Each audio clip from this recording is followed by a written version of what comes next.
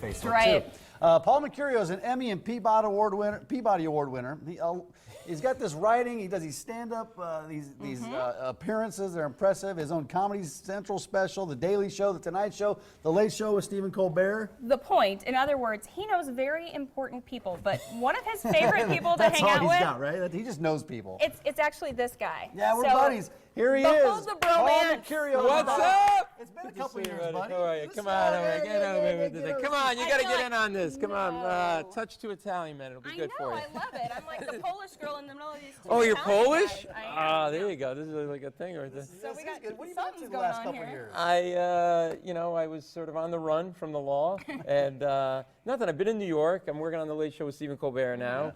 But what do you do? So you're the audience warm-up guy, I do right? that, What but do I you also do like a contributor on the show, so I do like bits Some on the writing show, and and I do stand-up on the show, and it's just like sort of a mixed bag of stuff. And with the election, we're doing a lot of election shows and stuff, and then.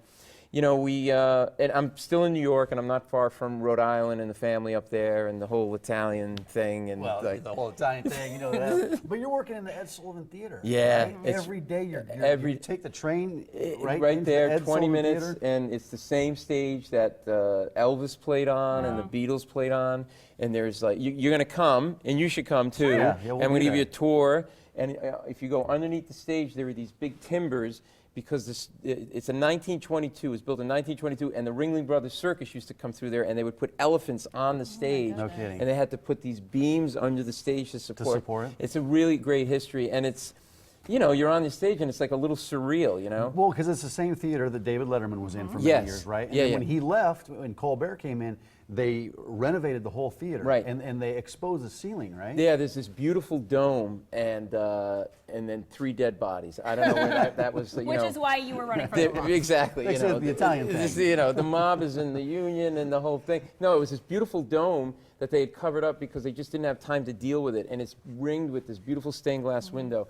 So it's in this. It's basically we're doing a TV show in a Broadway theater. That's pretty much like what, and you sit there and you go. This is pretty crazy. There's 7 cameras and there's 500 people and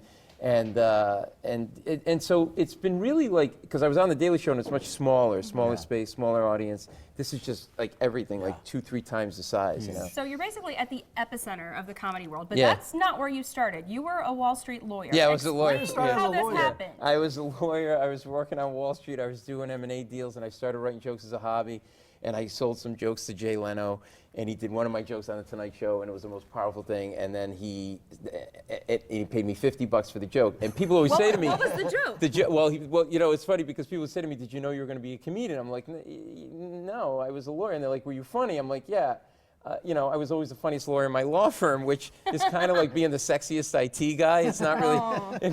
If people would say to me, "Oh, you do corporate law, you're evil, you kill kittens," I'm like, "Nah, we would outsource that." And my parents didn't understand, because I grew up this Italian family, and it's totally stereotypical, like the whole, like my cousin Bobby, he's making money the easy way. He runs numbers and he sells stuff out of the trunk of his car. I'm not making this up. He was selling Like suits, purses? and purses, ratchets, and at one time he was selling car alarms that he stole out of other people's cars.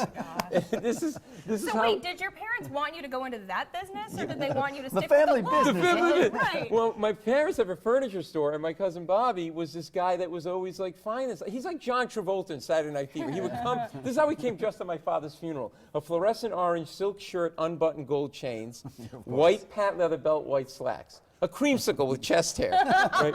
White mesh loafers, no socks because it was the summer.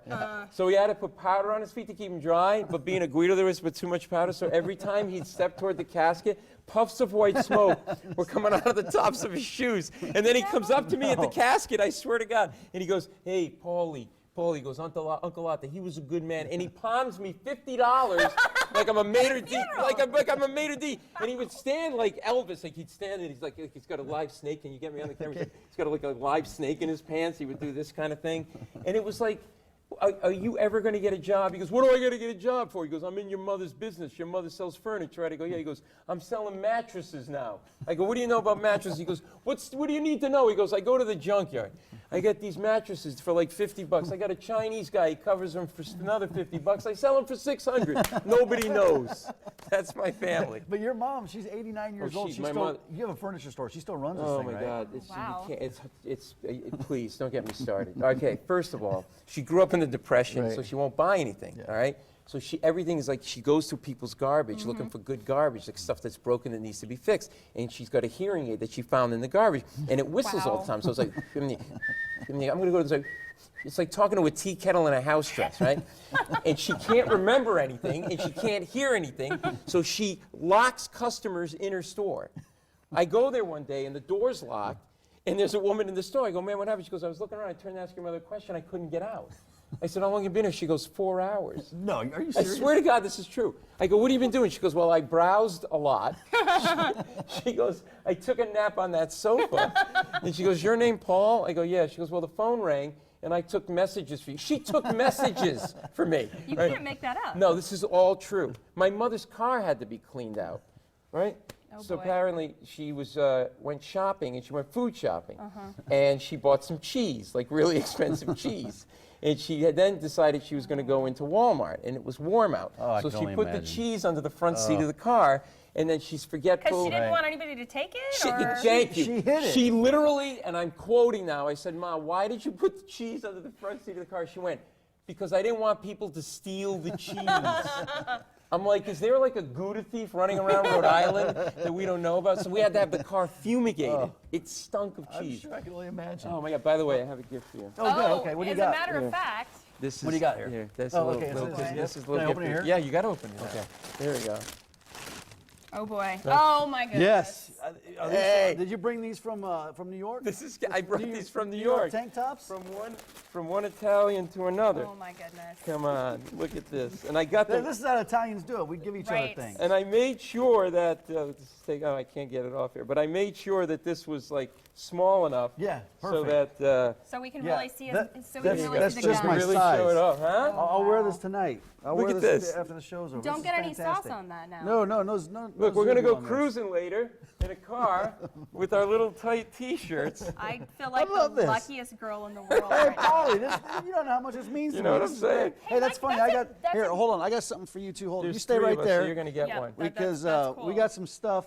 Yeah, and Mike's not empty-handed when today Italians come to town, Mangia Italiana wanted to give you that. There's some meatballs in there. Oh my God, are you Right? serious? Mangia Italiana brought some stuff, and they got some pasta. Whoa. Sausage and peppers. Oh so my they got, God, are they you got a whole serious? big The spread smell for of you. garlic is now Oh, it's overwhelming. fantastic. And it's not just coming from you two guys this time. No. Well, we take care of the. There it is. Wow. Oh my There's the God. zooty right there. You may want to open that and start diving into that. Yeah, this- find him a fork. I don't need a fork. I'm Italian. I'll eat with my hands. He knows how to handle I'm it. an animal. Right there. And there's some more sausage and peppers Oh, right there. oh, is this meatballs? There's meatballs. Oh, in here there, we buddy. go, ladies There's and meatballs. gentlemen. There we go. Oh my God. Welcome to Omaha. They don't Oh. have this on the East Coast, no. do they, Paul? I need a little Italian bread and some wine. We got some bread. We got might have bread. some wine Oh, back in the office. You want some I mean- bread? I And got then I bread. need a woman to massage my neck, because that's how I roll. Colleen, are you available? All right, and take a look. You've got the information for Paul's Oh, shows these are on the delicious. screen right now. Oh, you you have can bread? call tickets by getting the Bone Phone 402-493-8036. Log on funnyboneomaha.com. We're Piece of about bread? to feast. Yeah, thanks. We are. Go see Paulie this weekend. We'll be there Saturday night. We'll see you there. Good to see you, buddy. I'm gonna do that. I got stuff in my hand. Thanks for the for gifts. coming. I'm Good to giving see you you. a gift. Mwah. I'm giving you a Mwah. Thanks to Mangia Italiana for this. All right, Thank we're you. down to This is single delicious. digits. 9 days until Christmas. Still got gifts to get. Well, don't panic yet. We're going to get extra expert ideas for the entire family, and we're going to eat more than morning blend. Where's the salt? I need some salt.